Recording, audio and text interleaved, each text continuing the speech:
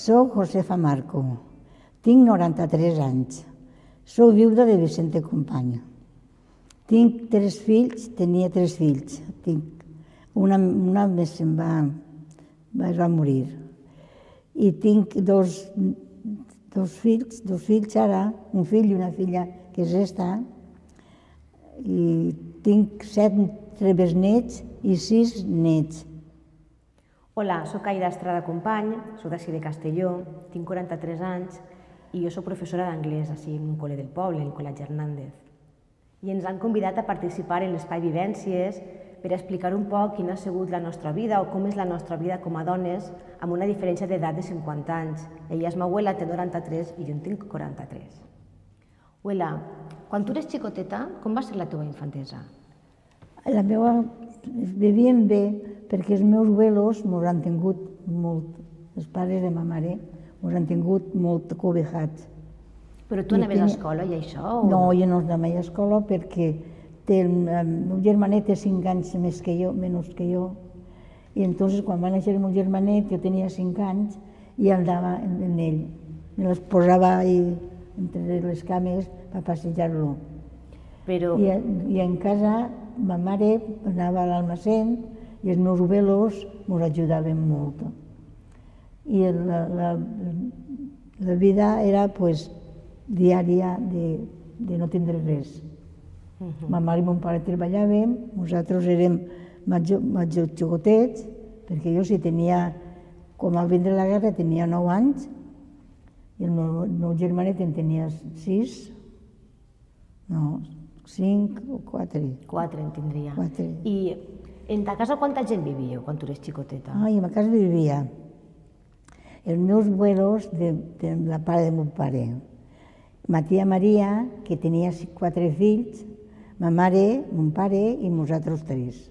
Vivíem tots en una casa... I com era la relació amb les dones de la teva família? Se portaven bé, se portaven mal? Bé. La ma tia i ma mare com a germanes. Anem al mercat, se n'anaven al mercat, compraven, i molt bé. Però elles no eren germanes? No, eren cunyades. Eren cunyades, val. I la convivència ma tia no tenia més germans, ni ma mare, si ma mare tenia 4 germanes. Però vull dir, a l'hora de treballar en casa, se partien les feines, cadascú feia la seua, com funcionàveu? Tenien una setmana, els meus abuelos, de la part de mon pare, era ma tia Maria, i tenien una setmana cada un. Els arreglaven una setmana, es donaven el menjar, perquè entonces no hi havia seguro de res. I ma mare a l'altra setmana, per a llevar-los, per vestir-los, per donar-los menjar i per tot. I xiquets quants n'éreu en casa? I xiquets en casa n'érem 4 de ma tia Maria i 3 de nosaltres. Éreu 7 xiquets? 7 xiquets. I qui cuidava aquests xiquets?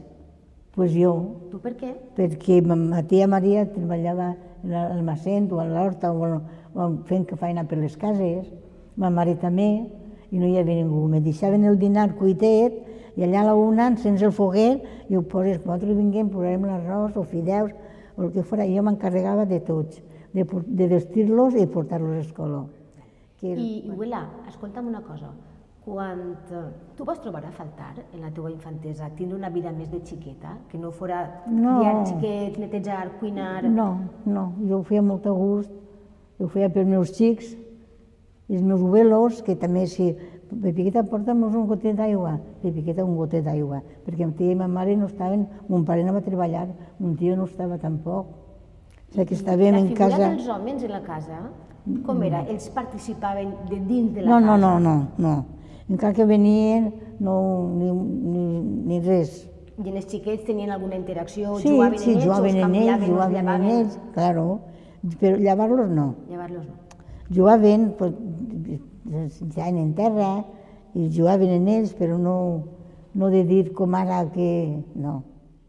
Quan tu has sigut joveneta, vull dir, ja hem parlat de quan eres xicoteta, dels teus germans, però quan has sigut joveneta, en edat d'eixir, de conèixer, de tindre nòvio, totes aquestes coses, com va ser la teva joventut? La meva joventut. Pues ma mare tenia els 2 xiquets i anava a treballar. Quan venia a treballar estava cansada. Mare, jo me'n vaig a pegar una volteta. No, que la mare està cansada. I s'assentaven en l'estiu a la porta del carrer i les dones diuen, però ta mare està treballant tot el dia i ara com tens ganes de... Jo els dia a les dones, a una li vaig dir, no vull dir-te perquè no tenia dret jo a anar-me a pegar una volteta. I quan companya eixia de la botiga, que acabava de la botiga, venia per allí, que jo no festejava amb ell, ni ho sabia, ni tenia, però venia a parlar amb mi, i ja està sí, ja està sí, a veurem. O sigui, no veiem bé que tu tingueres amistat en un xic i que tu volgueres festejar, no ho veiem bé. Volien que tu treballares. Sí. I que estigueren els xiquets. Ves a la xica, ves la taula, ves el dinar, el sopar com Però bueno, al final vas poder tindre nòvio, casar-te i... Doncs també fora cas, però el meu em va costar. Bueno, i al final anaves a casar-te? Al final, jo em vaig tindre molts amics, igual que la meva amiga. Tenia molts amics. Al final ella també va casar en uno, jo en un altre, i l'altre en altres. I jo anava a passejar, ma mare no volia que eixira, perquè ma mare volia que estiguera en casa seguida. I jo, Vicente, m'almorzava, ara va l'almorzar i veníem a casa i xerrava. Ma mare, Vicente, per feina. No et deixara que ara els nòvios se'n van i parlen i tot, i jo no tenia temps ni que no em tocara aixina perquè ma mare se'l menjava. Però quan anàveu a casar-se, I quan anava a casar-me, què va passar? què va passar? Pues ma mare no volia que em casàrem i son pare d'ell, que ell no tenia mare, volia que mos casàrem, perquè tenia 4 germanes, 4 o 6 germanes, i eren casais. I estava un any a casa, allà en la botiga, que tu saps, i son pare volia que mos casàrem per deixar-lo d'ell casat, perquè el meu sogre era molt major i no podia. I m'ho va dir de casar-nos. Li ho va dir a mon pare va dir que bé. Ma mare, no, casar-se? Calla, tan jove casar-se. Ni pensar-ho. Com que va vindre son pare d'ell i vam parlar, i quan se'n va anar, ma mare li va dir, però que no es casen, què tenen que casar-se tan jovens? I mon pare li va dir, en pare descanse, Pepica, tu t'has casat amb qui has volgut, deixa-la d'ella que es casi amb qui vulga. Dic, jo vull casar-me, perquè jo volia la botiga, que jo estava enamorada de la botiga. I no era una botiga, però era un... Bueno, i jo dic, i mon pare em va fer al costat i ens vam casar. I el dia de casar-nos vam dir, quan tinguem tens que tindre la menstruació? Perquè una cosa, tu en el teu nòvio havies tingut algun tipus d'aproximació? Nada, ni besar-nos quasi, res.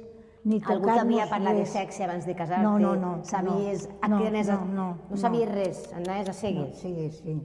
És que érem molt joves, entonces érem xiquetes, com aquell que diu. Quants anys tenies quan te vas casar? Jo 23 anava a fer-ne. No eres tan xiqueta, Sí, però no, una besaeta i prou, i de lluny, no de prop. Bueno, i posàveu la data de la boda en funció de què? Què decidia la data? Quin dia s'havíeu de casar? De què depenia? Sí, jo vaig contar que quan havia tindre la menstruació, el dia 1, jo la tenia de cada 21 dies o 15 dies, Xina, i vaig posar la fetge davant. I quan busquemos, mi mare, no senyora, tan pronto, no, al mes que ve, o a l'any que ve, o res. Al final, diguem, a la postal dia mos casem, postal dia. Ma mare, mira, i jo, de més, era un bou i ho tenia molt sovint. I ma mare diu, a veurem. Bueno, i diguem, ho arreglem tot i diem de casar-nos. I tal dia mos casem. I pel dia mos havien de casar, ja. Jo marxé i li dic a ma mare, m'ha vingut la regla. Diu, ai, ma mare va tornar loca a casar-se en la regla. I dic, mare, però no passa res, tranquil·la. I jo vaig agarrar un pesar i el meu nòvio va vindre a veure'm antes de vestir-se, que ens vam casar tard, ens vam casar a les 11 i pico. I em veu i diu, què el passa? Dic, no res. Diu, com que no el passa res? A tu el passa alguna cosa? Ai, dins meu, dic, no em passa res. Mira, si no me'n dius el que el passa, no mos casem. I jo dic, pues mira, això havien de fer, no casar-nos. Pues jo ho dic que no mos... Dir-me el que el passa i mos casem o no mos casem. I ja anàvem a mudar-nos. I jo dic, Pues mira, que m'ha vingut a arreglar. I ma mare s'ha tornat loca. I ja diu, el meu nòvio diu, dis-li a ta mare que festegi 8 anys. I puc festejar 8 més i no t'ha de tocar, que no passa res, que estigues tranquil·la. Ma mare estava fora, en l'altre puesto, sentimos. I ell li va dir, di-li, vols que parli amb ta mare? Dic, no, si ma mare se'l menjava. I diu, pues, tranquil·la, vostè estigues tranquil·la. Tu ves a vestir-te, jo vaig a vestir-me, que m'anem a casar-nos. I au. Vale, i una vegada te vas casar, es fareu càrrec de la botiga, tu treballaves en la I de botiga... l'abuelo. I de l'abuelo te feres càrrec. I escolta'm, i la clientela que tenies en la botiga eren més homes, eren dones? Eren més dones, homes no n'hi havia. Algun al cap de les 1000 venia, algun viudo o algun padrí. Però jo me'n recorde que les dones, quan anaven moltes vegades, no portaven prou i t'apuntaves o compraven fiat, no? Compraven fiat, portaven 2 o 3 pessetes i compraven 8 o 10 pessetes. Dic, mira, no en tinc més, apunta-meu. I ho apuntava i l'endemà quan venien ho havia de demanar. Ai, si no en tinc més, ja pagaré després. Però els diners qui es donava a aquestes dones? I se va quedar. Aquestes dones, els marits que van anar a treballar. Però les que se descaraven eren elles. Elles, claro. Ells no venien a dir, ai, no tinc. Eren elles les que... Ells no venia cap a dir que Déu la meva dona ni res. Ells prou feien de viure ells. I tu creus que alguna família d'estes, el que tu pugues pensar, els homes quan anaven a cobrar, o sigui, no tenien per pagar en la botiga, però potser ells s'ho gastaven en altres coses i les dones se descaraven? No, ells quan anaven a cobrar, que cobraven a la porta de l'obrera, que diem, entonces, cobraven, es pagava, ells anaven a fer-se una casalleta o un vinet, a ells no els faltava. Però en casa podia faltar. En casa podia faltar. Bueno, Aida, ara t'he contat jo la meva vida, poco más o menos, perquè n'hi ha més llarga. Ara tu conta'm la teva vida de quan eres xicoteta fins avui. Me contes la teva vida. Que tu tindràs coses, perquè tu has eixit molt, jo no he eixit gens de casa, jo de la porta del carrer per a dins i prou.